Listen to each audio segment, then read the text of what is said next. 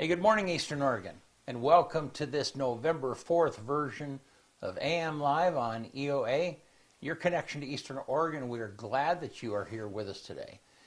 If you want to find our content, go to EOA.network. That takes you to a link tree where you can find the locations of our Facebook and YouTube and Instagram, and also our website.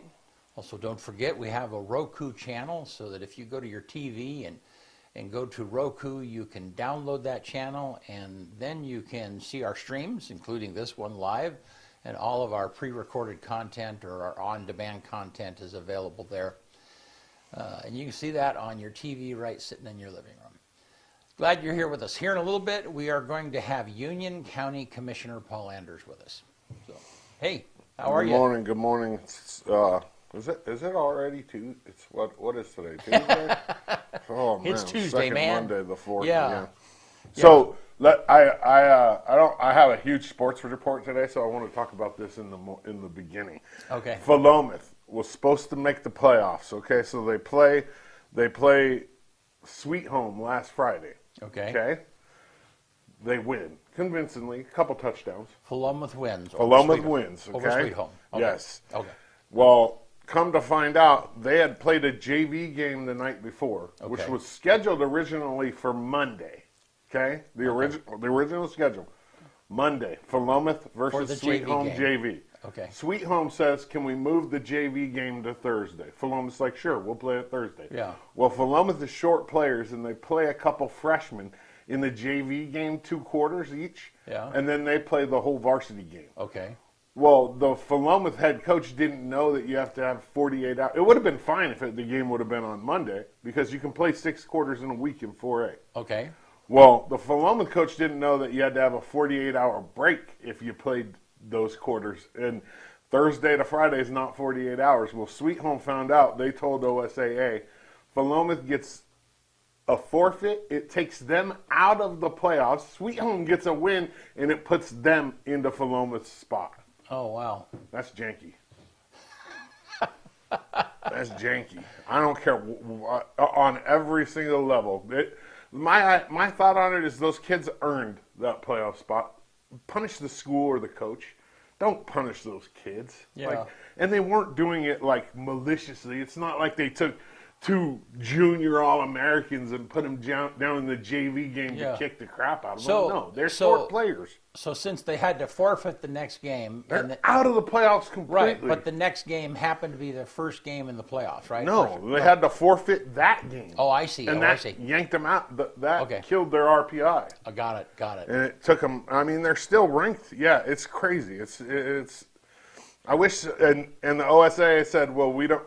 You can appeal, but we can't have it figured out by the playoffs. And what class is this? Is this 4A? Yeah, that's who we're playing. Oh, I see. We're playing Sweet Home. Sweet Home. Okay. Yes. Okay, I'm getting. Okay. Yeah, so we thought we were playing Philomath on Friday night, and then wake up Saturday morning to this. Playing Sweet Home. Oh, yeah, that's interesting.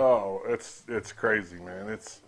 I'm not a big fan of it. So do you think you're going to be able to call the game on Friday without being ranting against probably. them? There'll probably be a couple of them. You know what I mean? I just don't understand why you would punish kids for that. I get why the rules in place for safety. You don't want, you don't want kids playing 6 quarters in 2 days. I get that, but it's not the kids' fault. And these seniors for Philomath, last time playing college or high school football for almost all of them. Yeah. And you say, okay, well, you earned the playoffs, but we're just going to take it away from you. Yeah. And Sweet Home hadn't made the playoffs since 2018. So they're like, oh, you know what I mean? Right, finally. Yeah. It's but at the same time, they didn't earn it. Yeah. You know? So what I'm hoping is they come here and get a little dose. Do you? Yeah. yeah. So hopefully my Tigers come through for me. Yeah. Well, there'll be Sweet Home fans watching on Friday night. Oh, there'll be a lot of them. So be gentle. Yeah. Jimmy, good morning. Yeah. There's going to be some Sweet Home fans. I'm making sure of it.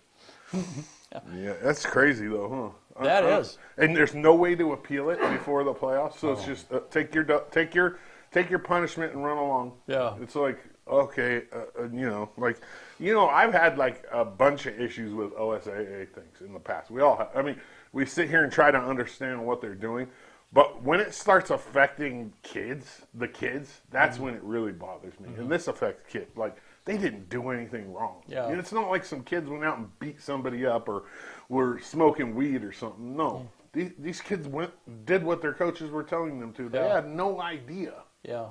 That's too bad. That irks me. Well, you want to do the other sports report? Yeah, let's do it. This is a long one. AM Sports Report brought to you by Hobby Habit. Goat guns are the greatest of all time. 1/3 scale miniature gun model kits. These die-cast metal models range from 4 inches to 16 inches in length and up to 18 ounces in weight. They are a perfect tinker toy that can be safely displayed on your desk. Ask Joe about the bundle that you can buy to get 20% off. They're kind of cool. They're like little die-cast, like military-style guns. And if you go in there and talk to Joe, you can buy a 3-piece kit and you get 20% off of that. Hobby Habit in LaGrange, just for the fun of it. And this weekend's their 42nd anniversary. So from the 7th to the 9th, you get to spin the wheel of savings with every purchase and get up to 35% off. LHS football beat Pendleton on Friday night, 41-13 for the GOL championship. It was senior night, and the seniors went out in style. Dean Finley, Ryder McElmoyle each found the end zone, and Savon Schaub turned in the performance of the night with 4 touchdowns for the Tigers, as you can see up here. I'm going to start cutting video clips for the sports show. I should have been doing this a long time ago, but now we're starting to figure out exactly how. It would have been a real hassle to go through the entire game and find all the highlights, but we have a system that's going to make that a lot easier. They host Sweet Home in the first round of the OSA 4A state playoffs, live streamed right here on the EOA Live Network on this Friday from Community Stadium at 7 p.m. If they win, they will play the winner of Pendleton and Crescent Valley and Marshfield on November 15th. If Crescent Valley wins that game, the game will be here. If Marshfield wins that game, it'll be on the road. Crescent Valley is the 15 seed. Marshfield's the 2 seed. So if Crescent Valley figures out, which is weird because Crescent Valley is a 5A school. They just play 4A football. I don't understand how that works. They're in the Mid-Willamette Conference in every other sport except for football, I believe. And then they play 4A football. It's weird. The LHS girls soccer team hosts a playoff game this evening at 5 p.m. at Community Stadium. If you aren't doing anything, get out there and support these girls. If they win this game, they play the winner of Pendleton and Marist Catholic, who beat them in the state championship game last year. It's looking. If it works out the way it should, according to the seeds, that's going to happen, and that's a rematch of last year's state title game. That'll be on the road because Marist Catholic is the number 2 seed, I believe. LHS dominated the GOL Cross Country District Championships on Thursday at LaGrange Country Club. Both the Tiger boys and girls brought home district team titles and went 1 and 2 in both races. LHS freshman Cooper Altenberg won the boys' individual title with sophomore and our summer intern Caden May finishing second. LHS senior Brooke Perry won the girls' individual title with sophomore Lindsey Brown finishing second. Look for both teams to make a run at the state championship this Saturday. Now, these cross-country teams are both really young. On the girls' side, I think all of the top 5 finishers, except for Brooke Perry, are underclassmen. And then on the boys' side, I think there's 1 senior on the team. And they're all like sophomores and freshmen. So this trend of winning for cross-country is going to just keep going. EOU men's and women's soccer both have the CCC tournament this weekend. The men are the CCC champions and the CCC team of the week, as well as the number 1 seed in the tournament. They take on 8th seeded Bushnell at 7 p.m. on Saturday down in Medford. while the women are the 3rd seed, and they will take on OIT at 10 a.m. on Saturday in Medford as well. Number 2, EOU Volleyball hosts LC State and Walla Walla this weekend to close out the CCC regular season. They have hopes of winning both, so they're the tournament champions or the regular season champions and can host the tournament.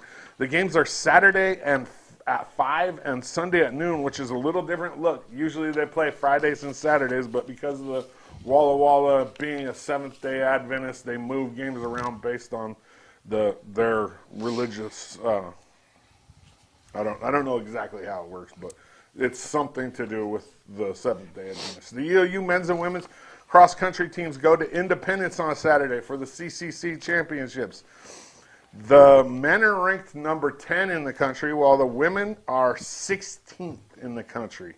They both teams have a chance at winning this championship. They ran really well at this Independence course a couple weeks ago, and they're going right back to it. And I'm a firm believer that they both have a really good shot at winning the team championship for the CCC. Finally, EOU football hosts Simpson on Saturday at 1 p.m. at Community Stadium for Senior Day. This last week, it was disappointing. They lost 56-14 on the road to Montana Western, and both of the touchdowns were fourth quarter. I call them garbage touchdowns. They were down 56-0. It was not pretty. Hopefully, they can get that turned around as they move to 1-2 or 2-2 in the CCC. AM Sports Report brought to you by Hobby Habit, just for the fun of it. All right. Yeah. Thank you, man. Yeah. All right, well, let's take a look outside. And crummy. Yeah, it's rainy. It's fall. There are fewer leaves on that tree right there all the time, but man, the trees it's sure beautiful. I love this weather. I know you don't. I know. I love the fall. All right, let's take a look at that weather, the graphic here. So there's, according to this, 7-degree difference between day and night, which is super funny, weird. And then, so tonight down in the 50s, and then you can see the rest of the weather there. It looks like it's going to be rainy over the weekend. I saw a national weather, and it looks like there's a big storm coming in off the west coast, moving east. And so that will affect us a bit over the next several days. So, all right. Glad that you guys are here with us. We're going to take a quick break, and we'll be back with Union County Commissioner Paul Anderes.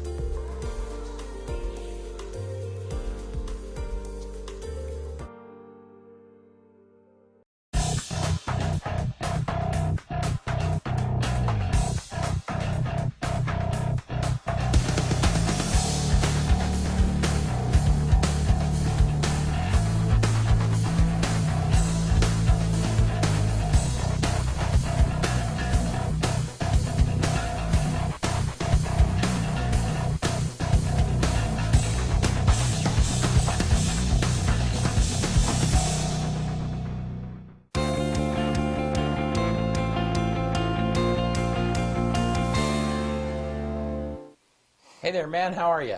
Good. How are you? Good. Glad to be back with Union County Commissioner Paul Anderes. Yeah. How are things? Good. Good. Yeah, it's, the session's been out last spring. A little bit of action in the legislature with the special session. Still waiting to see when the governor's going to sign the bill that they passed.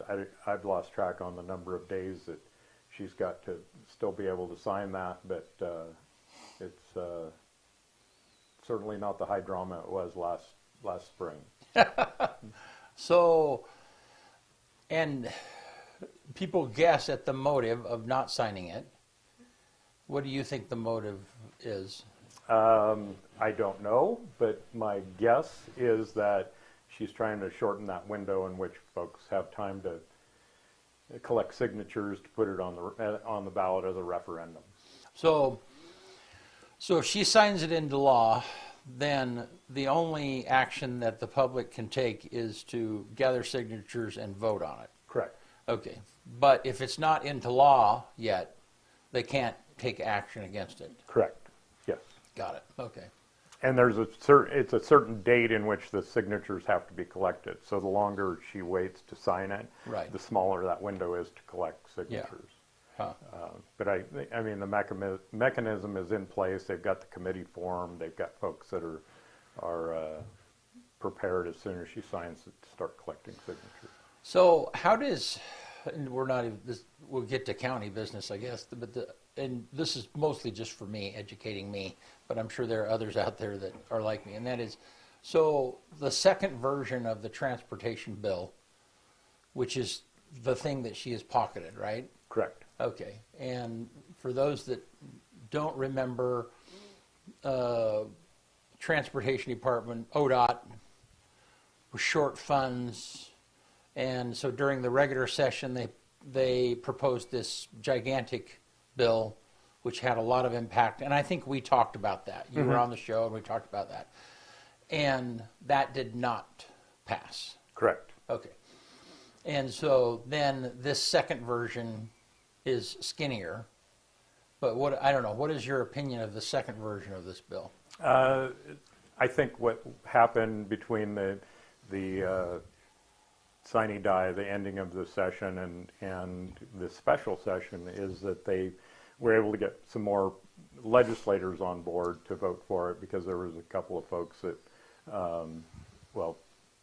specifically from the Democratic Party, that were kind of balking on that earlier bill, but seemed to be able to get them on board, and then they passed it. It's relatively similar as far as, you know, the 6 cents a gallon gas tax and the percentage that the payroll tax is going to go up to support transit and things like that. So it's it is skinny down a little bit, but not a whole lot in my view.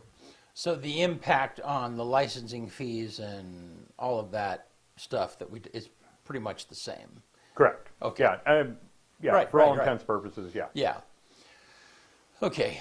So, all right. Yeah, time will tell. That, Yeah. I guess, is the only way to look at it for Yeah. me. All right. Well, hey, so what's going on in the county? How are you doing? I'm good. Still continuing to kind of plug away at child care and seeing Yeah. if we can move the needle there. We have yet again switched our focus from that a little bit to, and this was with the help of National Association of Counties that have the program that we're in.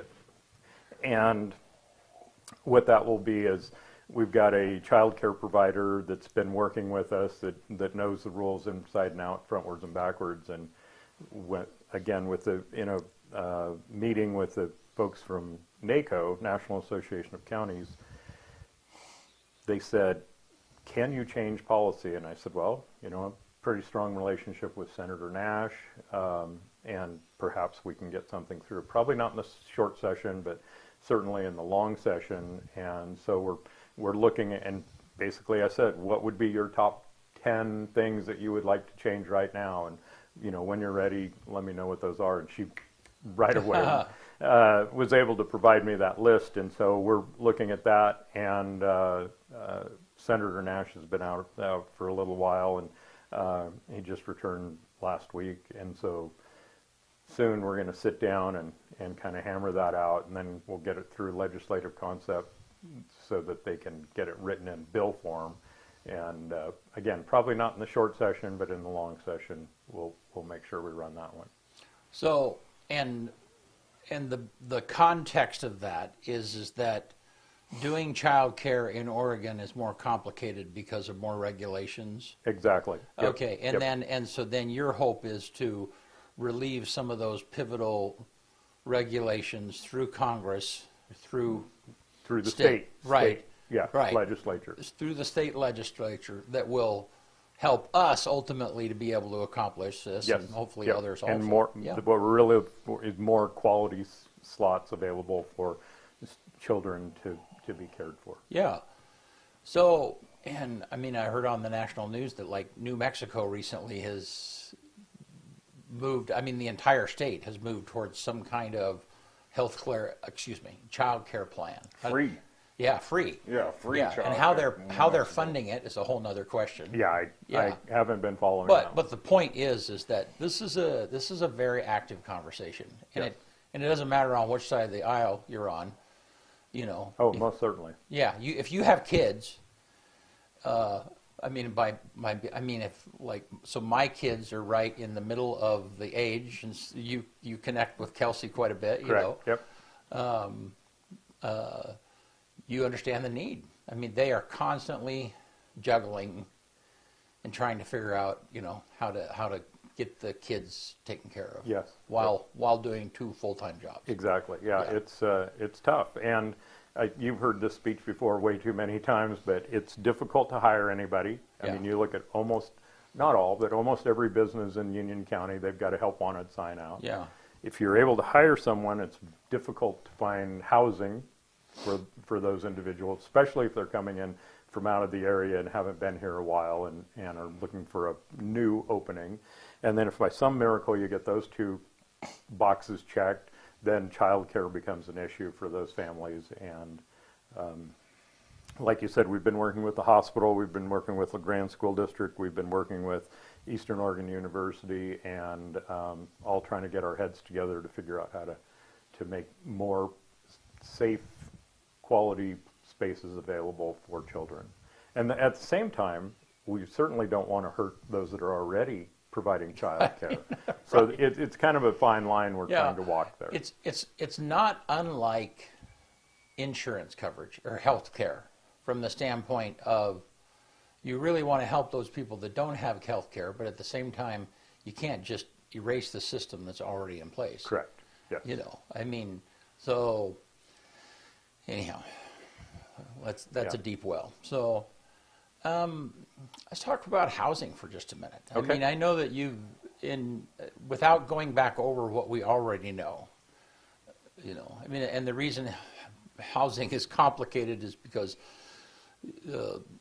I guess the stop that I think right now is the cost of building. I mean, even if you have the money to build a new house, which, I mean, I just talked to somebody yesterday about this. Even if you had the money to build, it would cost you more to build it than what it is actually worth.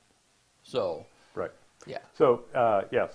And for example, my wife and I are having our deck rebuilt. And I went and bought all the materials for it, I thought. And miscalculated. I didn't account for the stairs, so I was short. And so I thought, well, I want to make sure I have enough. So last summer I bought 2x6 cedar, and because I love wood, I love a wood deck, and they were on sale. I will say that.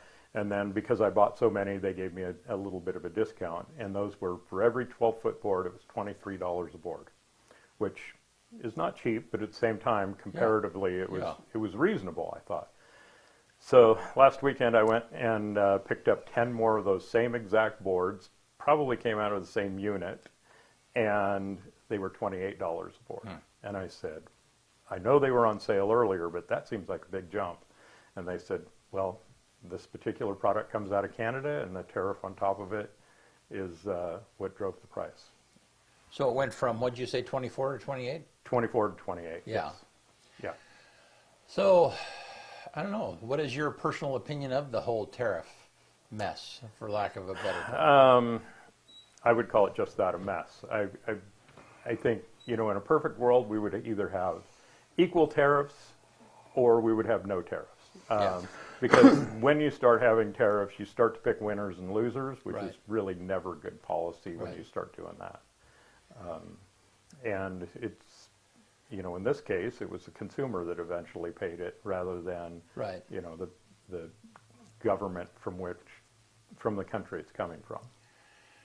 Well, and I guess I think the good thing about tariffs, the whole conversation, is I'm much more aware of trade imbalances than what I ever did before. Mm-hmm. I mean, I don't know, that never came onto my radar,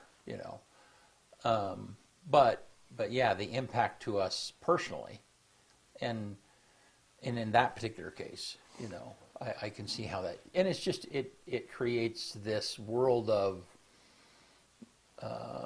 hesitancy. Mm-hmm. I Right. was talking to another businessman on Sunday, and he said, "Yeah, we're just kind of holding on to our money because things are just, topsy-turvy right now." A little bit, yeah. Yeah. Yeah. So, but, and I do serve on the board of Northeast Oregon Housing Authority. Yeah. And we really are starting to shift our focus from affordable housing, which Northeast Oregon Housing Authority that's been their mainstay for a long, long time. And it's now more on affordable workforce housing for those like your children who are working 2 jobs, for them to be able to get into a home or even rent a home or a duplex that's available so that they have a place to live. Interestingly, though, we talked about red tape a minute ago on childcare.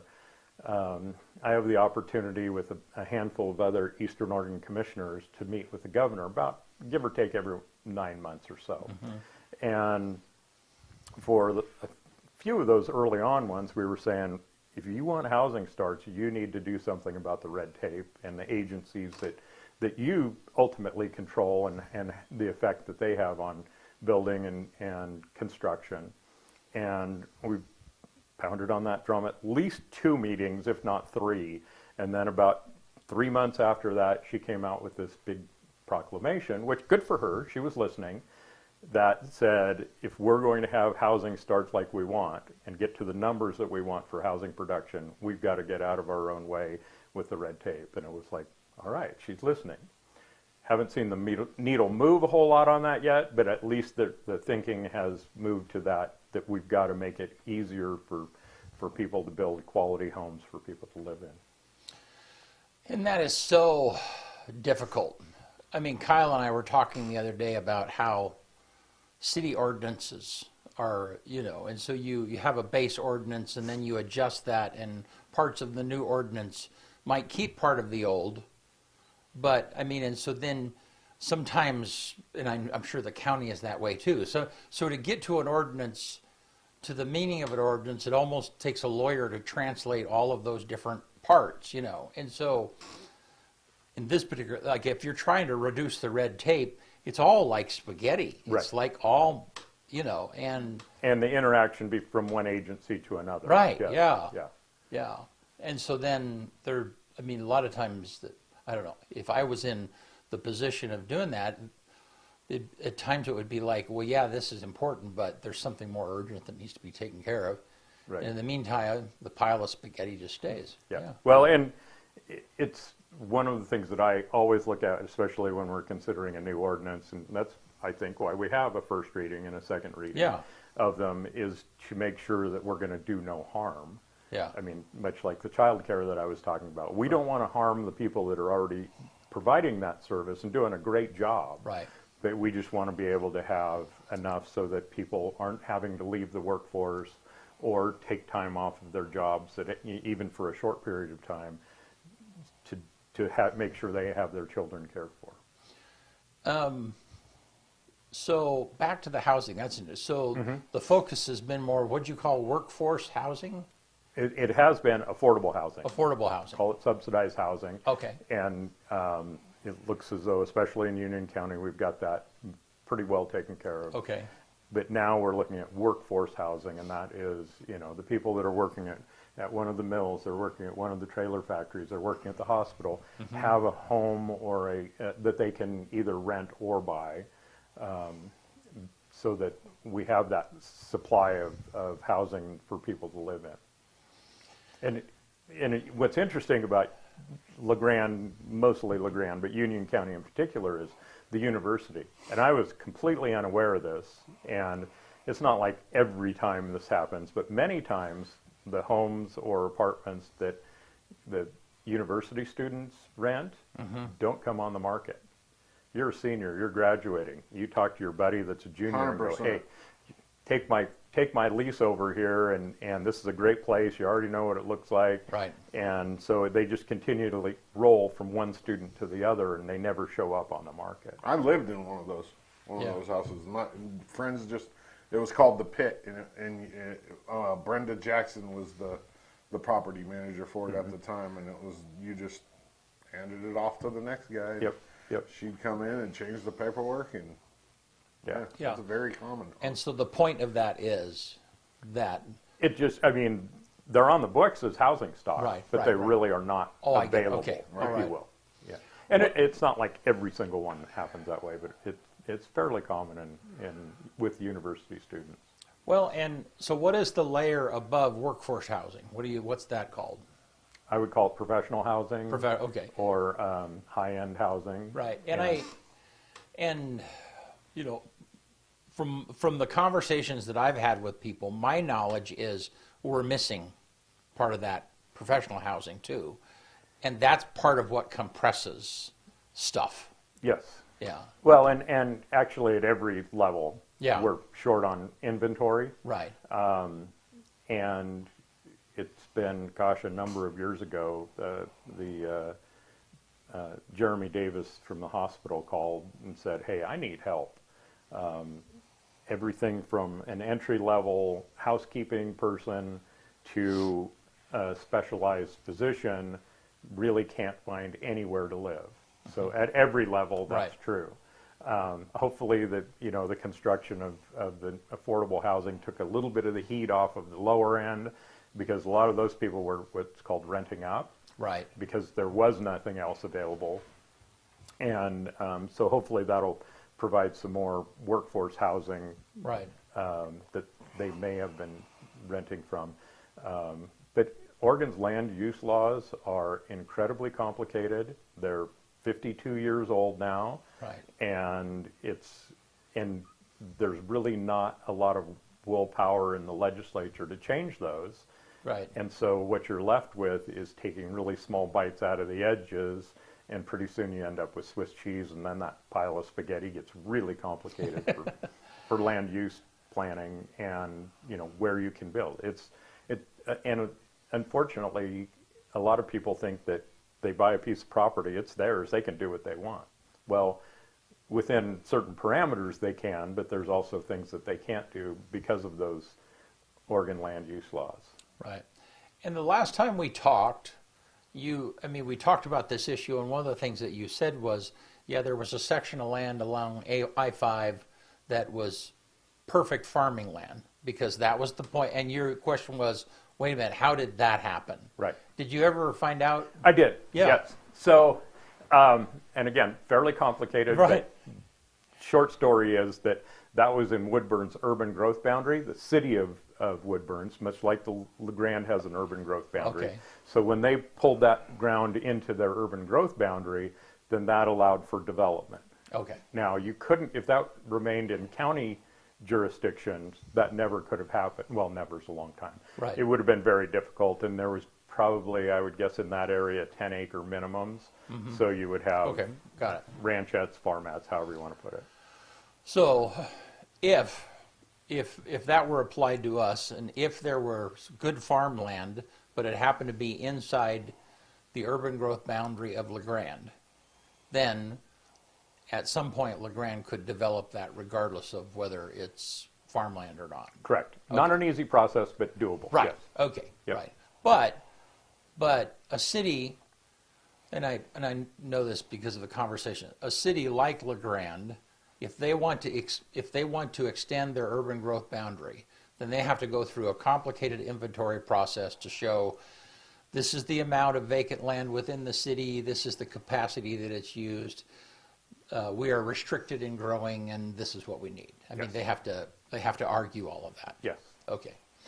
And it's similar process too for the county to go into designating commercial or industrial land outside of the city limits. Yeah. Probably the biggest and most well-known is Baum Industrial, and that happened quite a number of years ago, and it was specifically designed to drive economic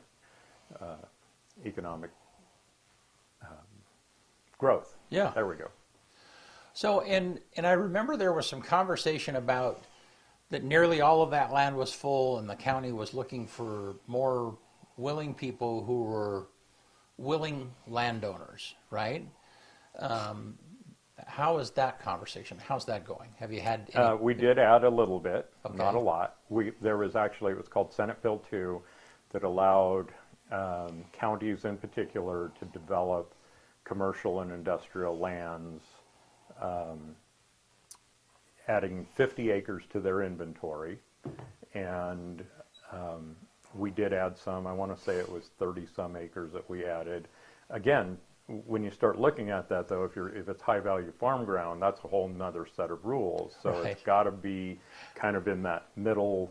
I mean, where it's not completely rocky, or steep, but at the same time that you would be able to develop it. So we have a little bit of that. And my question was, can we take another bite at the apple if we do have someone that's a willing seller? And the answer was, we don't know.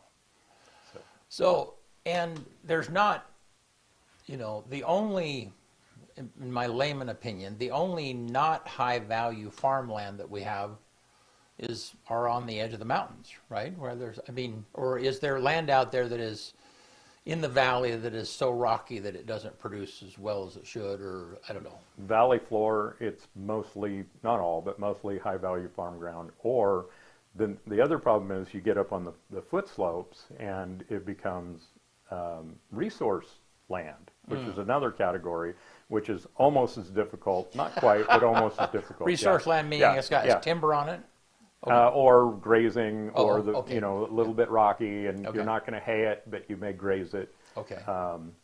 And again, Oregon's land use laws are what I would consider very restrictive, but we've also got a lot of open space, and as Oregonians, we've done a really good job conserving farmland. But at the same time, I think it seems to me that we're often loving our farm ground to death, where if the commodity prices like they are right now, other than beef, are so low that farmers are really struggling right now. Well, and so talk about that a little bit.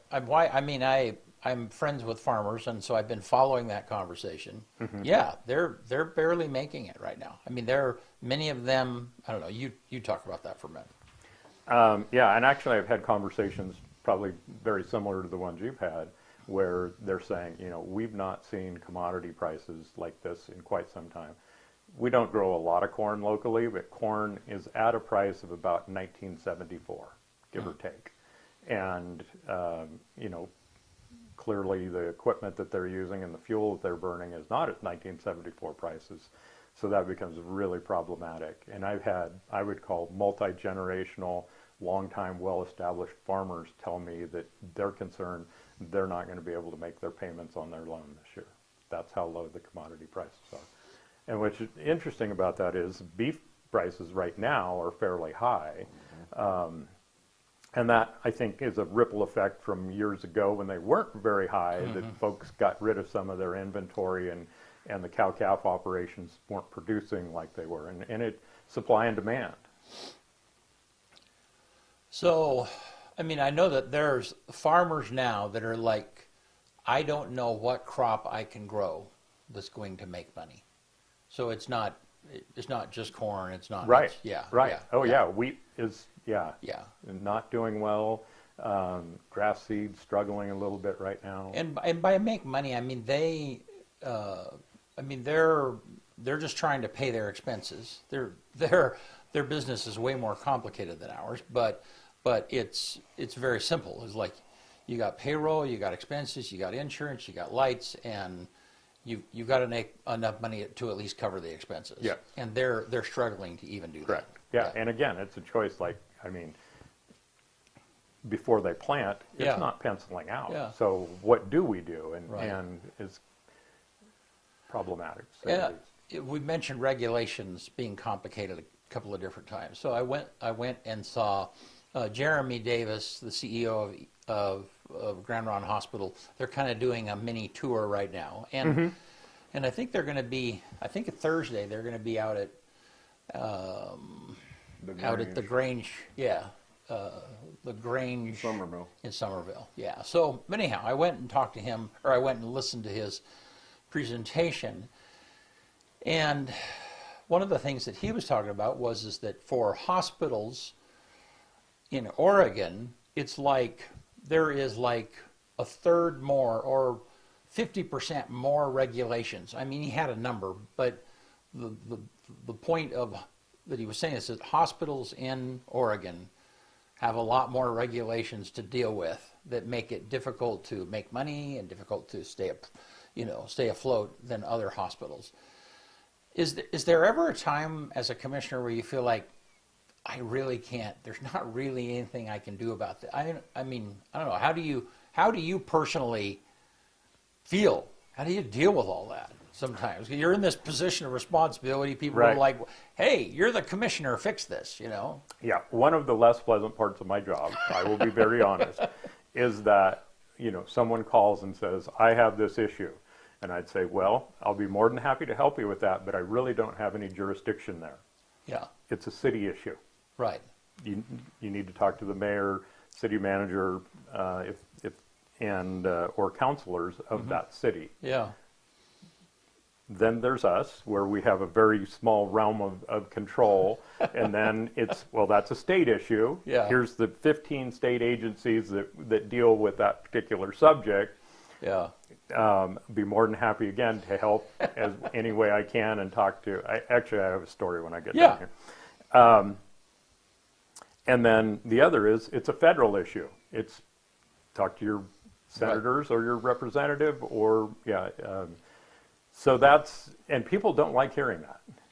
They're like, well, you should be able to fix it. And I said, well, I wish what you're being paid for. Yeah, I wish I could. Yeah. So yes, fairly often I see that. And the other thing is, if you look back to that long legislative session that just got over in June, it was, I don't remember the exact number now, but it was well over 3,000 bills that were introduced. Every idea doesn't have to become a law, in my view. And it sounds like they're going to start narrowing the scope on the number of bills that an individual can present. And a fraction of those were able to actually pass and get signed into law. So rarely do you see legislation to take something off the books. It's always to add another rule, regulation, or a parameter to it. So, and I think that's kind of the nature of the beast until the point you get to where you can't move because you're covered in that spaghetti you were talking about. Yeah. So yesterday I happened to be in the DMV and was going through my email, wasn't playing on my phone, and there was a young man sitting kind of across from me. I was in the corner with my back to the wall, and then he had his back to the wall, and didn't really pay a ton of attention to him. And then a woman and young child, I don't know how old, probably 15, 16, somewhere in that neighborhood, came and sat down, and she was clearly agitated. And I'm thinking, ooh, I wonder what, not mad, just like, what am I going to do? What am I going to do? Yeah. So I just happened to look over at her, and she engaged me right away. And so she told me the story, and she goes, I don't know what to do. I don't know what to do. So short story long, she went in. She's got an ailing father on the East Coast. She went into the DMV to get real ID so that she could fly. And so they started that process. They printed out what her real ID is going to look like, and it's just on a piece of printer paper. And they punched her driver's license so it's no longer valid. Oh, okay. Well, she wants to fly right now, and it's going to take at least a week for that real ID to show up, if not longer. And she's going, I have no ID to fly now. And I'm like, oh my gosh. I said to her, I said, do you have a passport? And she goes, I do, but it's expired. And I'm like, oh. I said, and I'm thinking of what could be done? Who could we talk to? So I said, you probably need to call your state representative. So she said, and again, this lady was agitated, and probably rightfully so. I mean, will she be able to see her father before he passes, it sounds like. And so I said, let me get you the information for Representative Levy's office. And in the meantime, I was texted Bobby and said, hey, and explained the situation real quickly.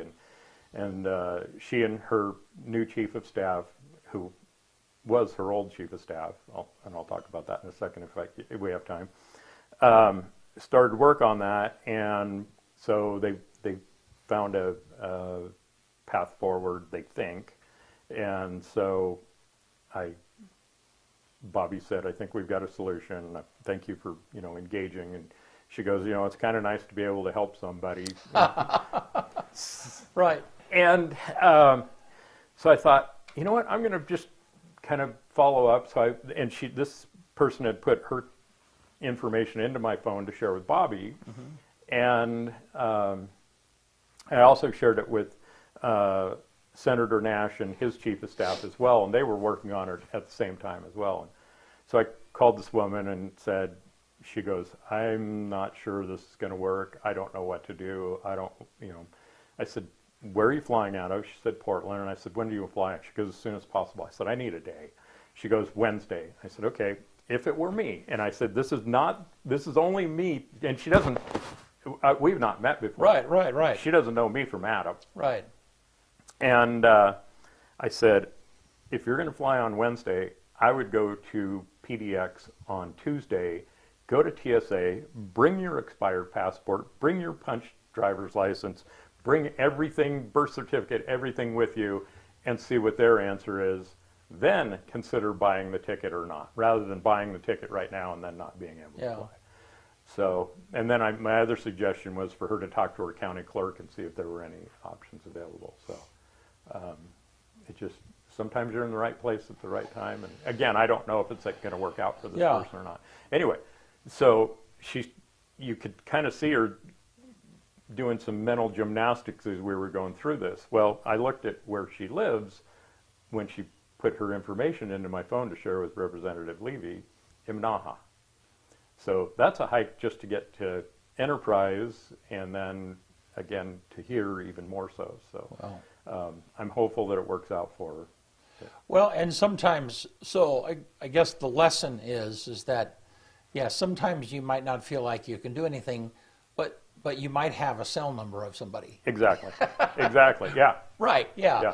And those people on the other end of that line will probably be just as sympathetic as you are. And perhaps have another cell phone number that they can call or office number to move things forward. So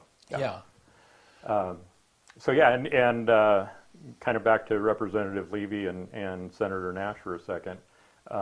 Isaac Ensko, local young man, former student of mine, was the ASB president for EOU a couple year and a half ago, 2 years ago. Had been Representative Levy's chief of staff. He is now going to be, and it was announced a couple weeks ago that he's going to be Senator Nash's chief of staff. So, oh, cool. Yeah, very excited for both of them. I think they'll work well together, and it'd be nice, again, to have a friendly face when you walk into an office in Salem.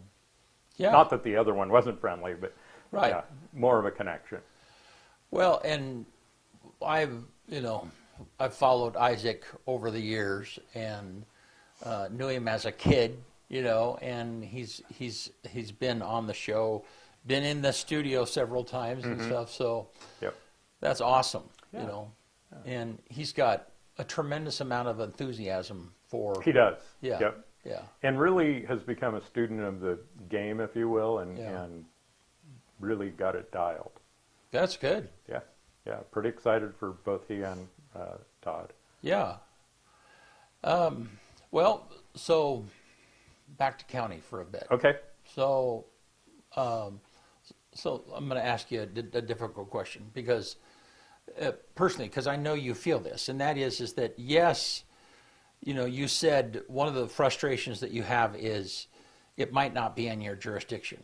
Okay, but if it is in your jurisdiction, you still are in a box, and these are the things that the county can do. These are the ordinances of the county, And for you don't have the power to just say, we're just going to disregard that ordinance and Correct. give you a land permit or give you, so, how do you feel about that? What do you do about that in those cases?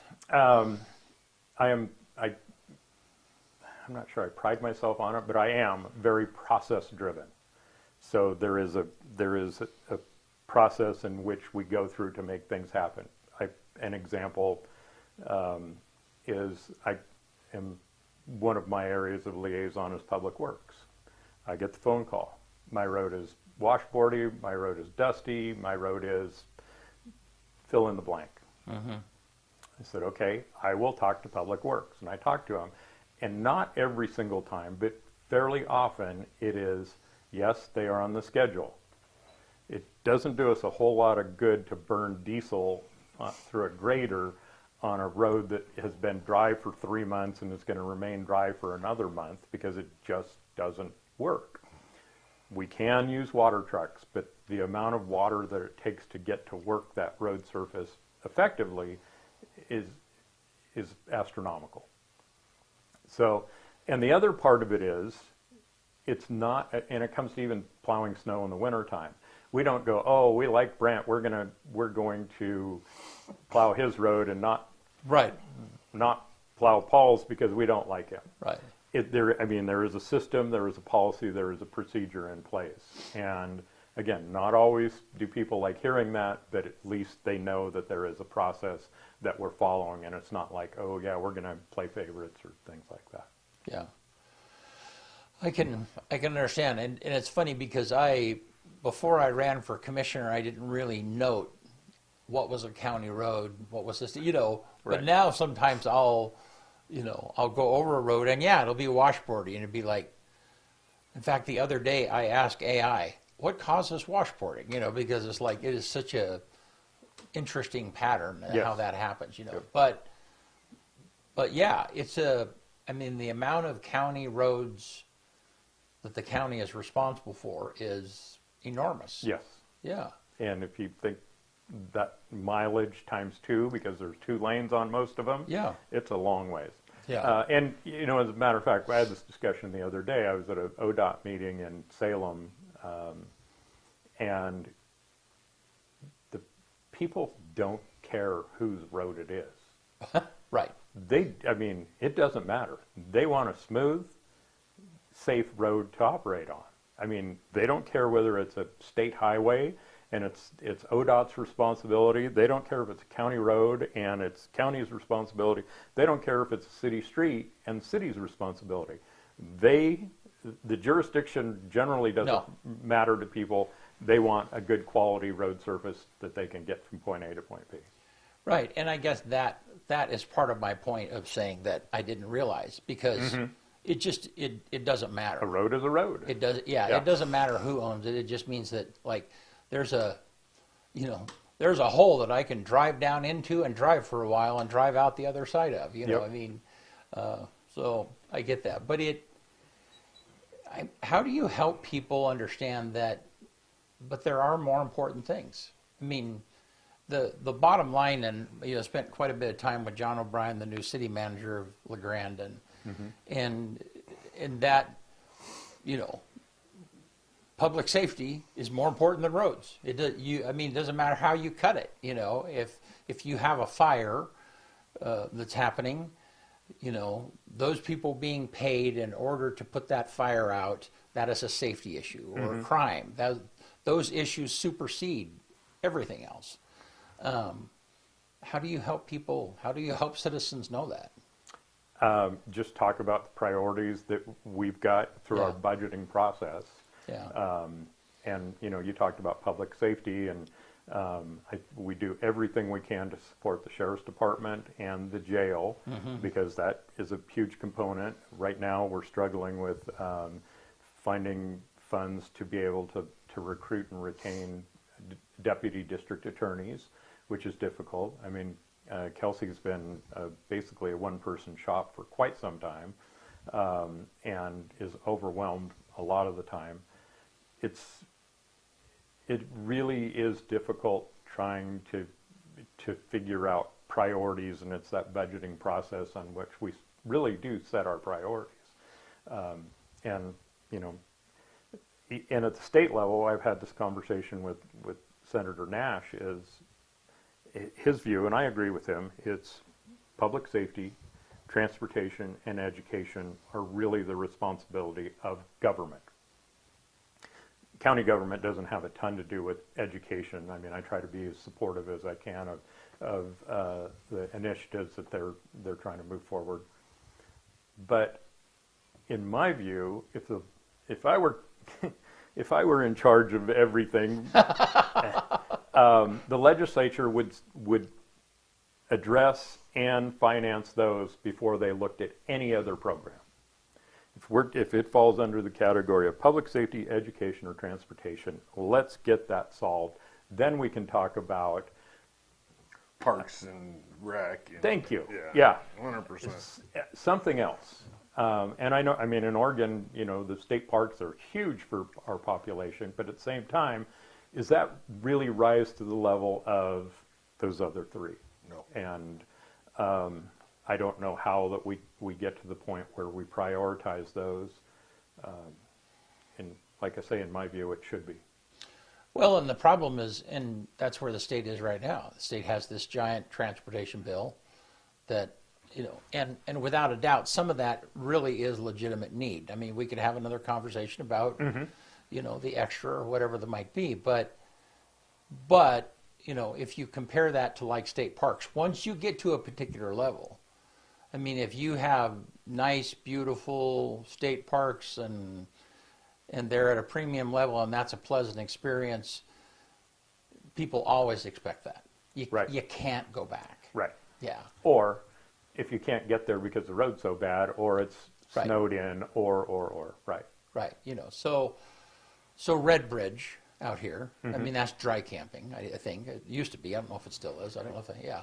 Anyhow, you know, I mean, so that state park is more rudimentary than the Wallowa State Park, whatever the case might be. Well, once you make a nice park, you can't go back. Correct. Because the public are going to be like, Yeah. what? You're Yeah. spending money? You know, how are you? Yeah. So, I will also say that state parks are really not terribly well funded, and right. That's just and- an but example they we're do- building. I think they do a great job Right, with the budget right. they've got. I mean, Right. how often do you go to a state park and go, I mean, they are nice. But at the end of the day, the transportation, the condition of our bridges, the roads, that's always got to be taken care of. Yep. So, well, so you're not going to run again. Nope, not So- for this office. So you've got, not for this office. You've got, and so then you've got about a year left, right? No, a little over a year. Yeah, a little over a year. Yeah. Call it 14 months. Yeah. So do you have anything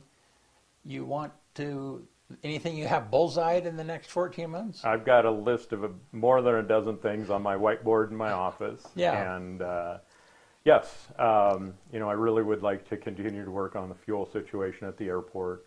I want to see if we can, again, going back to Oregon land use laws, get to a point where we can have farms and ranches to offer those farmers and ranchers, businesses in our community, the opportunity to be able to have events at their place and maybe make a little bit more money to get them through these tougher times.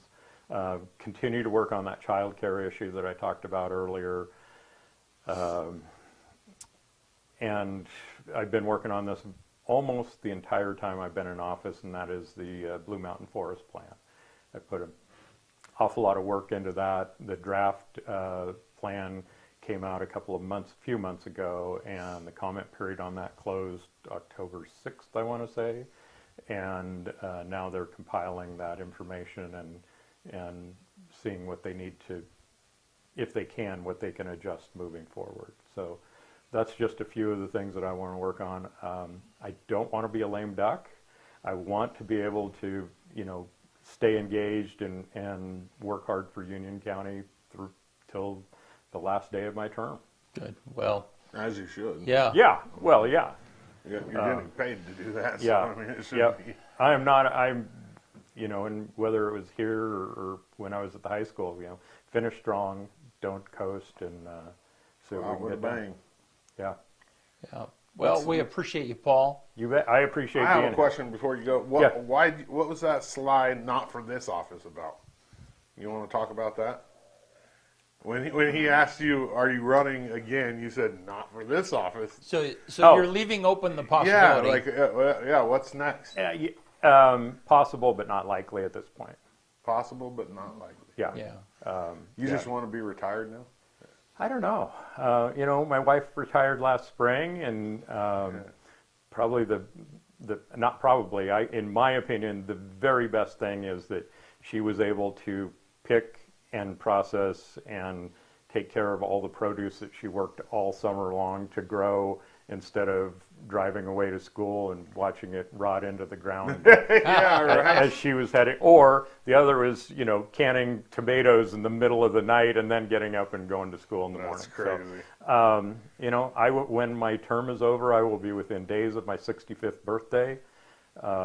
Not old, and to be honest with you, I don't know what my next act is going to be. But I want to keep working here and make sure I make the most of my 14 months I've got left. Well, we appreciate you. I appreciate being on here. Thank you, man. All right, hey, you want to get us out of here? Yeah, let's do it. On this day, November 4th, 1841, the first wagon train arrives in California after a 5.5-month, 1,730-mile journey over the Sierra Nevada from Missouri. 1922, Howard Carter discovers the intact tomb of Pharaoh Tutankhamun in Egypt. 1939, on this day, the first air-conditioned automobile is exhibited in Chicago, Illinois. It was a Packard. 2008, Barack Obama becomes the first African-American to be elected president of the United States. And then 2024, a new survey of teenagers reveals only a fifth, so 20%, of 15 to 18-year-old boys have experienced their first kiss. The lowest level since 1974. That has to do with these things. Oh, yeah. Right. These things. So they're communicating more with, Well, I mean, just everything more. Yeah. Well, you know what I mean? Just, it's not pretty. The number one song in the country on this day in 85, Part-Time Lover by Stevie Wonder. And the quote of the day comes from Joshua J. Marine. Challenges are what make life interesting. Overcoming them is what makes it meaningful. One more time. Challenges are what make life interesting. Overcoming them is what makes it meaningful. all right. Thank you, Paul. Thank you. So on Thursday, right after the morning show, Cliff Bentz will be in the studio somewhere around 9:30. That will be live. There will be the ability to put in comments and those things we can funnel to Cliff Bentz. So, all right. Thanks you guys for being here. See you Thursday.